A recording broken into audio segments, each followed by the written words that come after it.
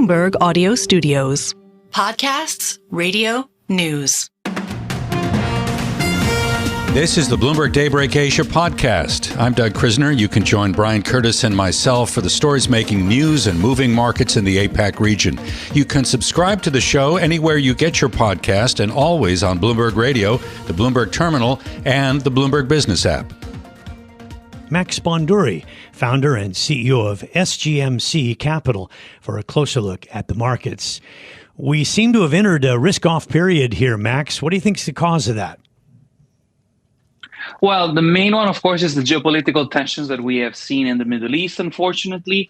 And if you couple that with the fact that we have seen inflation numbers remaining higher than what most people anticipated, and the fact that, again, these tensions could create an upward spiral with respect to further pressures, upside pressures to the inflation level, then, of course, this is why you're seeing quite a bit of risk-off that we have experienced over the last 10 days. And you couple that with the fact that we've had a strong start of the year, and we're actually coming off a pretty strong year all of last year, then it makes sense for global investors to start taking profit, reducing risks, and taking a look at what is going to happen next. Does it confound you a bit that inflation is proving to be as sticky as it is? I mean, and here we had one of the Fed presidents last week. It was Austin Goolsbee of Chicago saying that basically the story on inflation is stagnated. I mean, he's basically saying it's stalled. Well, we're not surprised. Every time we spoke last November, last December, we always said that the Fed was going to cut 2, maximum 3 times. So we were never in the 7 to 8 camp. That's because, again, going from an 8-9% inflation to a 4 or 5% inflation is pretty easy. But going from 4 or 5 down to 2, which is what the Fed wants, that's a lot harder. So we're not surprised. Obviously, now the main question is, are we going to be floating around the current levels, gradually declining? Or are we going to see a further spike because of everything that we have been seeing in terms of tension and just overall demand and supply scenarios? Because in the latter case, then that could be quite worrisome for markets because, some banks out there are actually starting to talk about hikes now. We're not in that camp. We still see about 2 cuts like we said last year.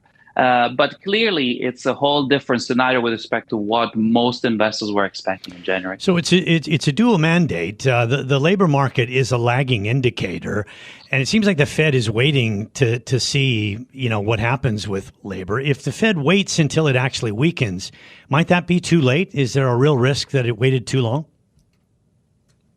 That could be the risk. And to be honest, up until now, the market has managed to cope with the changes in expectations quite swiftly. Because if you see, again, we went from 7 to 8 cuts expectations to less than 2 by the end of this year. And markets have fared quite decently up until, again, last week before the geopolitical tensions. In terms of macroeconomic risks, then yes, of course, if the Fed waits too long, that could be a little too much. That is, again, why we do expect the Fed to start doing something, and at least, again, those 1 or 2 cuts this year. But a lot is going to be dependent on data. We're seeing growth remaining strong and robust, and that is why, the Fed is not in any particular rush, but they will eventually have to do something in order not to try and break something within the system. So do you use this opportunity maybe to reduce your exposure to the U.S. just a little bit? Maybe you look at Europe right now. We're talking about a potential rate cut from the ECB. Germany shows a little sign of maybe improvement. Do you maybe try to get exposure to underloved markets right now and sell the U.S.? Yes, a bit of a rotation makes a lot of sense. From a monetary perspective, like you have correctly mentioned, the ECB is going to be acting sooner. They're going to be more accommodative than the Fed, so that could provide a little bit of support of the markets going forward. So a bit of rotation out of the U.S. and into Europe does make a lot of sense, especially because getting out of the U.S. would normally mean taking quite a bit of profits. So that is always something that makes a lot of sense. That being said, the growth remains a lot stronger in the U.S. So if you're looking at longer-term perspectives, the U.S. remains the more attractive market. Therefore, we do stick with the core exposures within the U.S. But of course, we have been trimming beta quite a bit over the last few weeks. Jeffries pointed out late last week something interesting, that net interest payments for the U.S. corporate sector have actually declined over this tightening cycle.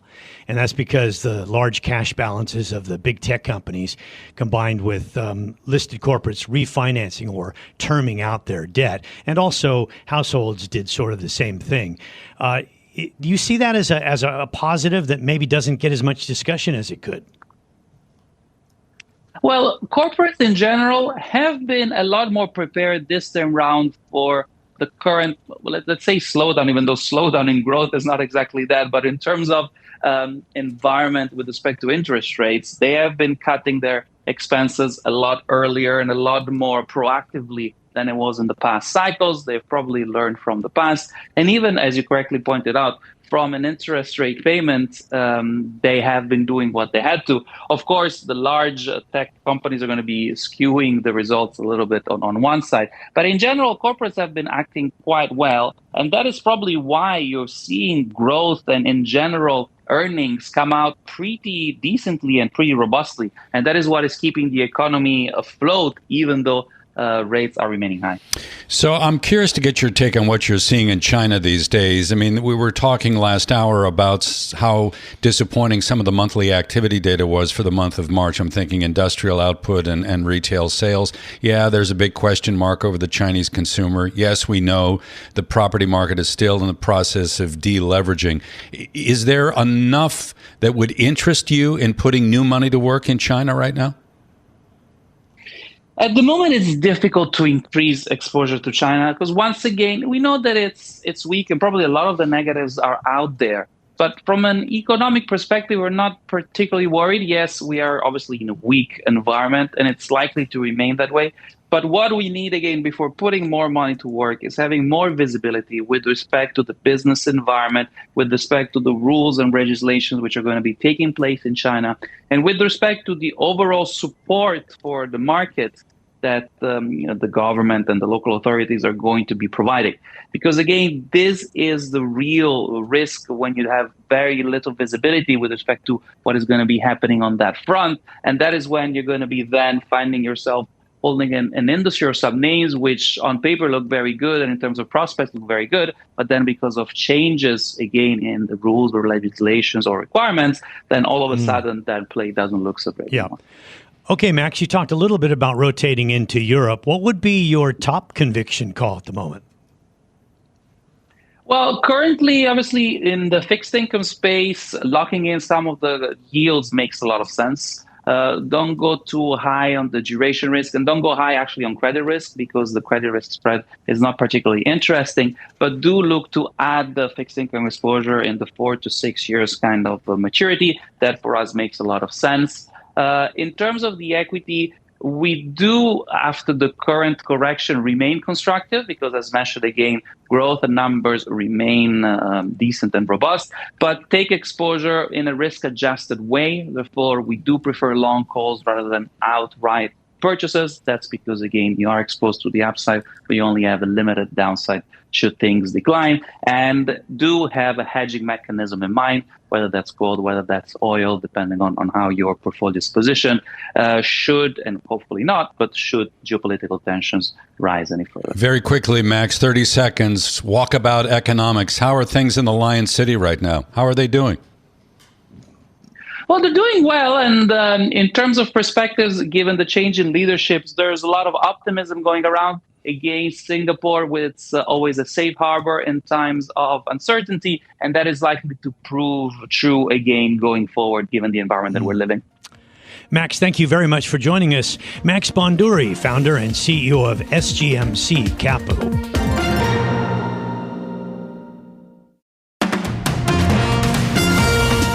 Vicki Chi, Asian Equities Portfolio Manager at Robeco. So, Vicki, one interesting idea here, global supply chains are always in flux and at the moment moving out of China into other parts of the Asia Pacific. Is that an area perhaps that can be exploited? And if so, where? Good morning, Brian. So nice to be here in the studio. So this is really what we observe, and I think a lot of stocks have done really well in Asia, outside China, in the manufacturing space. What we are noticing is that as manufacturing move out of China, the supply chain further relocates. We notice that there is actually a capacity shortage for manufacturing outside China. So in China, there is oversupply, but outside China, there is not enough supply. So this benefits a lot of companies in the manufacturing, whether there's light manufacturing or heavy manufacturing space within Asia Pacific. And we're actually seeing very good share price performance. But this is obviously not a one thematic that people have grouped together. So comparing to the attention that people have been paying on AI and on semiconductor supply chain relocating, I think this would be a very important opportunity for people to not to miss that there is so much growing manufacturing power within Asia Pacific that is not to be overlooked, and obviously very good alpha opportunities for investors. So is that South Asia, ASEAN? And I'm thinking Vietnam, but I'm also thinking Indonesia. Are there opportunities for more manufacturing in Indonesia? Absolutely. So there has been this very interesting data that came out last week that talks about FDI growth in Indonesia for electrical and industrial and machinery segments. So that number stood at 35% year on year. And I think these kind of numbers typically don't get the headlines, but Indonesia as a manufacturing upgrade destination is definitely firmly in play. Also, I think not to forget that actually not large in terms of market cap, but in terms of significance for Korea and Taiwan, there are still very interesting manufacturing opportunities. And actually, quite a lot of stocks have done really well in this space, and people just probably paid less attention to them. And I think going forward, as it is becoming more of a consensus for more industries to start relocating outside of China's supply chain, there would be opportunities. We've always had a Korea discount for various reasons, some geopolitical. Apparently, you think that's changing now, do you think? Why is Korea undervalued at the moment? That's a great question, Brian. So I think if we do nothing, just keep going the way it did, the Korea discount is highly unlikely to narrow.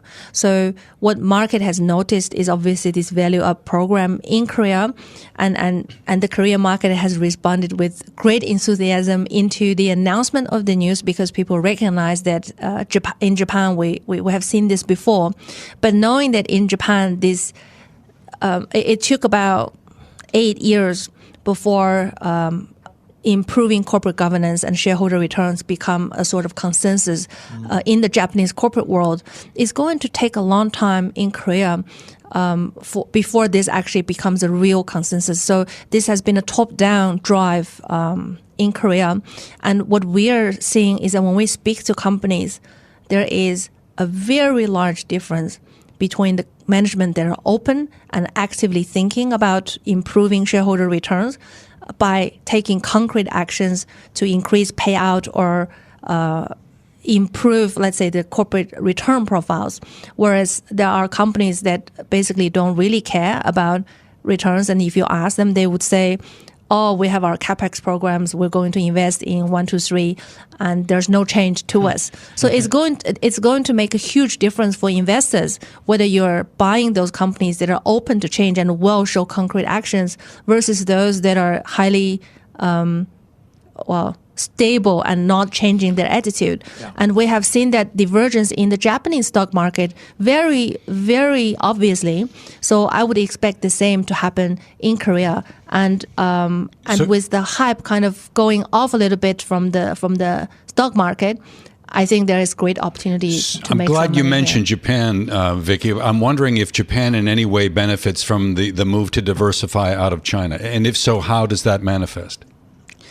It is definitely happening. So Japan has a tremendous technology reserves in many of the manufacturing industries is all pretty well known. So there's machinery, there's obviously semiconductor supply chain. So I was in Japan in February this year, and there's obviously a tremendous enthusiasm for TSMC's new fab in Kyushu, and a lot of related suppliers in Japan have responded very positively to be able to supply TSMC and this new fab from within Japan. So the whole supply chain is very enthusiastic about this development, and there's definitely a lot of investments going in, and there is market share to be taken. Yeah. So Japan is definitely one of these destinations. Okay. All right, Vicki, thanks very much. We note for our audience that you're a little cautious on AI, and we'll save that for our next discussion, which hopefully won't be too long. Vicki Chi with us, Asia Equities Portfolio Manager at Robeco.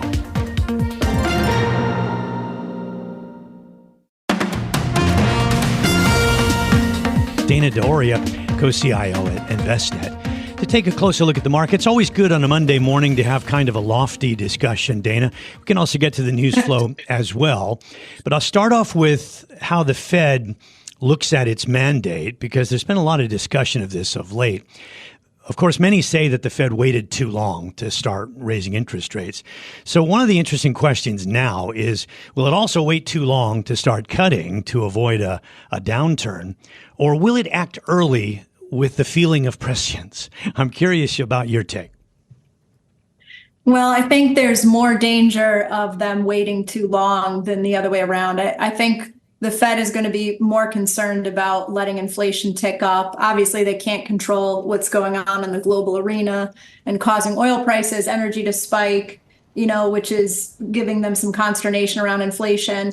You do see wages kind of holding steady and growth there going down. So I think, they're not. You do hear people asking, hey, are they actually going to hike rates? I don't see that. I can't imagine that they really want to do that. I think that would demonstrate, kind of a failure in the policy. But I do think they'll hold for longer. And, that may well mean that we court recession more than, higher inflation. Yeah, the notion of a hike, that's something that John Williams brought up last week, which I thought was interesting as well. And then you heard from Austin Goolsbee, the head of the Chicago Fed last Friday, who was saying essentially that progress on inflation has stalled. That may have been a bit worrisome. I guess we'll get some clarity this week with the PCE data for the month of March. Where do you see this fight in inflation right now? Do you personally think there is upside risk? Well, yes, I do. I mean, just always being a student of kind of what's happened historically, right, and trying to put the context around it. I mean, it did. Obviously, we had inflation increase very fast and abruptly, and then, kind of come down in the same way. But we know historically that inflation doesn't tend to get tamped down. It can kind of rear back up once it's spiked. So I do think there's a danger that, and especially too, as I say, we look at energy prices, right? So obviously commodities, experiencing a spike, it's exogenous due to what's going on, in war zones, and the Fed really has no control over that, obviously, right? They have control over the rate. So I do think there's, the possibility that inflation remains stickier than we want it to. And 2%, I think, was always kind of a difficult target. Everybody sort of put that in the back of their heads. I think, January, we were at a point where we were expecting 6 rate decreases this year, which I always thought was just kind of the market didn't seem to have a good rationalization for that, though, because you were expecting a soft landing and you were also expecting, rate cuts. Yeah, that's why I think you've had this development of these alternative scenarios that Ben Bernanke has recommended to the Bank of England. And it's because the Fed has found itself on the back foot because it's putting out a sort of view that is based on one idea. And what Bernanke is saying is that since no one really knows what the economy will do, why not give investors scenarios and what you might do in those cases? Now, I understand that, but I wonder if it's really all that different from saying you're data dependent. Yeah, I think there's always attempts to shed light and, be as transparent as possible, while at the same time not actually trying to predict the future, right? So, I mean, how many different ways can we give a different complexion on this question for the market to digest while at the same time saying exactly what you just said. We're going to be data dependent. We're going to be watching. The employment picture really empowers the Fed, I think, to hold. I just don't see a good reason that they need to decrease. Obviously, it's not that there are no reasons, right? We have a deficit and a debt problem that, certainly the government would love to see us, maybe reduce that burden by lowering rates. We have obviously politics, an election year, not just in the US, but globally, but certainly here. The Fed can't win when it comes to that, right? Regardless of what direction they go, they'll be attacked from one side or the other. So really, they do have these other pressures. But at the end of the day, you started this conversation in the right place. What is their mandate? Their mandate is employment and inflation. Well, employment looks strong, and inflation is not getting back down to this 2% target. It really didn't ever look great to get down to 2%.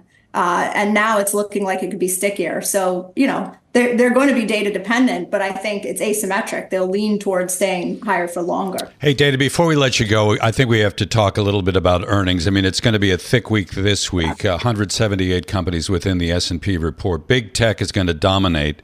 Do you think we're going to be disappointed here? I think it's hard.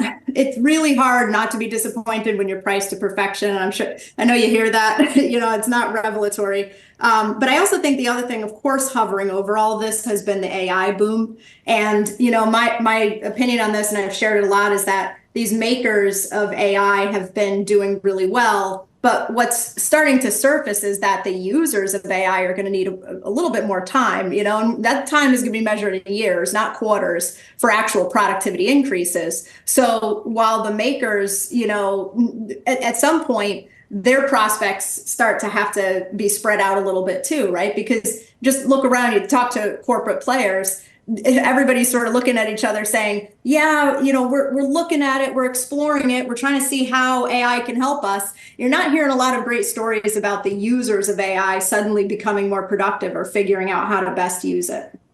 So we've had this pretty strong pullback, and earnings really has been a part of it because, as you say, the bar has been set pretty high. But now you've got a 6% pullback, so we were up 10% in the first quarter. So that puts us up 4% over about the first 4 months of the year for the S&P 500. Does that still feel like lofty valuations and that we've gone too far too fast? Annualized, that would be around a 12% gain for the year, right? And that's not all that far from normal, is it?